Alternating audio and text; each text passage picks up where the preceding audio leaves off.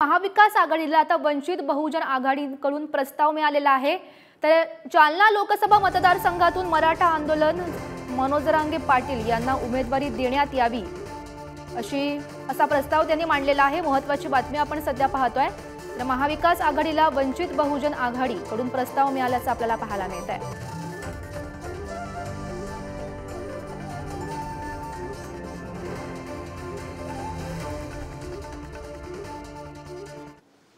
ज्यामध्ये जालना लोकसभा मतदारसंघातून श्री मनोज जरांगे पाटील आणि पुणे लोकसभा मतदारसंघातून डॉक्टर अभिजित वैद्य हे महाविकास आघाडीचे सर्वांचे कॉमन कॅन्डिडेट असावे, तसं त्यांना कॉमन कॅन्डिडेट म्हणून जाहीर करायला पाहिजे अशी आमची भूमिका आहे।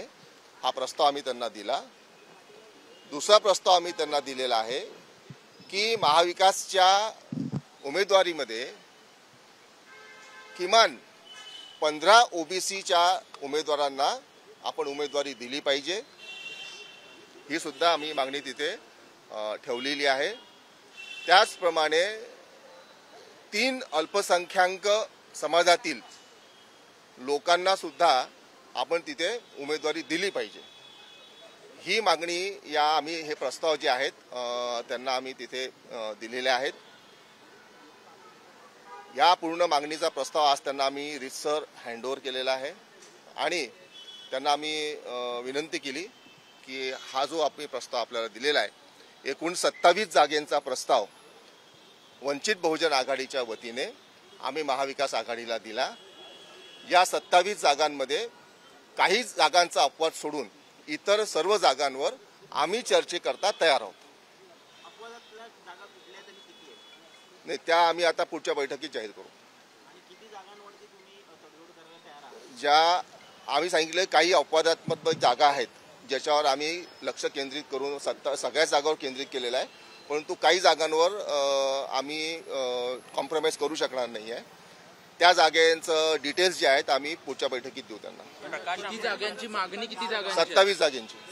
पण 48 पैकी उमेदवार म्हणजे तुम्ही कोणत्या जागांवर उमेदवार उभं करण्यात नाही नाही नाही, एक बघा, लक्षात घ्या की त्यांच्याकडून जो प्रस्ताव आलेला आहे त्या प्रस्तावामध्ये काही जागांवर तिन्ही पक्षांनी मागणी केलेली आहे। एखादी जागा आहे की जेव्हा काँग्रेसने पण मागणी केलेली आहे, शिवसेना पण असं वाटते की त्यांनी ते लढलं पाहिजे, राष्ट्रवादीला पण वाटते ती लढली पाहिजे।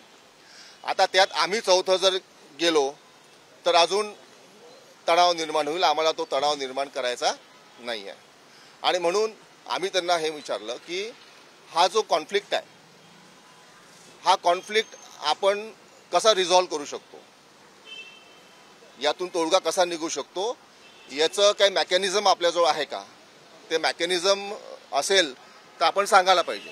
आता याच्यामध्ये काय आहे की ज्या शिवसेनेच्या आणि राष्ट्रवादीच्या जागा आहेत त्या संबंधीचा निर्णय जो आहे तो राज्यातच होऊ शकतो, परंतु जिथे काँग्रेस आणि आमचं किंवा काँग्रेस किंवा इतर घटक पक्षांचा जर टाय येत असेल तर त्या जागेचं तोडगा त्याच्यावरचा उपाययोजना कुठे होतील हे आम्ही त्यांना स्पष्ट करायला सांगितलं। जर राज्यात होत असतील तर राज्यात त्यांनी तसं सांगायला पाहिजे की ह्या तोडगा जो आहे हा राज्यातच होईल, किंवा दिल्लीत जर होत असेल त्या तोडगा काँग्रेसच्या जागेंच्या संदर्भामध्ये तर मग आम्ही दिल्लीमध्ये ज्यांच्याशी बोलायचं आहे त्यांनी जर सांगितलं आम्हाला की यांच्याशी बोलल्यानंतर हा जो तोडगा निघू शकतो तर आमची दिल्लीतल्या नेतृत्वाशी सुद्धा बोलण्याची तयारी आहे। तुम्ही साधारण 4 बैठकांमध्ये आतापर्यंत आहात, तुम्ही काही कुठच्या जागा, ठोस जागा, या जागा आम्हाला हवे अशी काही मागणी केली आहे? नाही, आम्ही त्यांना 27 जागेंची यादी दिलेली आहे ज्याच्यावर आम्ही तयारी करतोय। केंद्रित म्हणजे पूर्ण तयारी आमची केंद्रित आहे त्याच्यावर। नाही नाही, तुम्ही म्हणतात बरोबर आहे, 27 जागांवर तुम्ही तयारी करतात, पण महाविकास आघाडीमध्ये या ठराविक काही जागा आहेत जिथे आम्ही आमचे उमेदवार महाविकास आघाडी या सगळ्या कॉम्बिनेशनमध्ये 27 जागाच्या आम्ही मागितल्या त्यांना। महाविकास आघाडीमध्ये तुम्ही 27 जागा मागितल्या, परंतु ऐकून घ्या, मी पुन्हा रिपीट करतो, कृपया काळजीपूर्वक ऐका। 27 जागेंची यादी आम्ही त्यांना दिलेली आहे। त्या यादीमध्ये काही जागांवर आम्ही कॉम्प्रोमाइज करणार नाही. काही अफवा सोडून इतर सर्व जागांवर आमची चर्चेची तयारी आहे. पण त्या काही जागा कुठल्या आहेत ज्याच्यावर तुम्ही कॉम्प्रोमाइज करणार नाही? त्या जागा आम्ही पुढच्या बैठकीत त्यांना सांगू.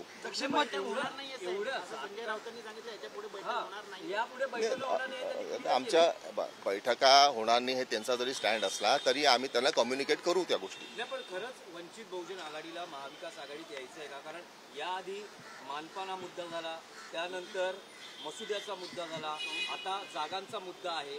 काही क्लिअर होत नाही. तर खरंच इच्छा आहे वंचितची महाविकास आघाडीत सहभागी? मला असं वाटतंय की आम्हाला महाविकास आघाडीमध्ये समाविष्ट करून घ्या. यासाठी सगळ्यात जास्त पत्र, सगळ्यात जास्त आमचे स्टेटमेंट्स आलेले आहेत.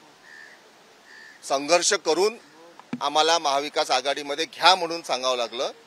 त्यांनी महाविकास आघाडीमध्ये सामील करतोय असं पत्र देखील दिलं.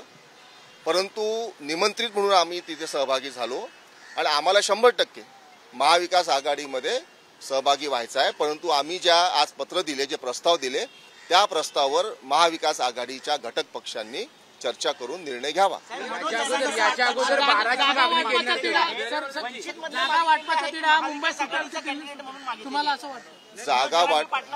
जागा वाटपाचा जो तिढा आहे, ज्या जागेंवर काँग्रेस सोबत टाय आहे, त्या जागे संदर्भामध्ये तो तिढा जर राज्यात सुटणार असेल तर तो राज्यात सोडवावा.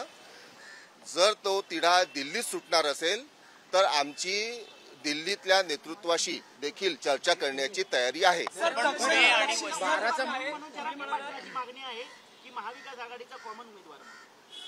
काय म्हटलं मग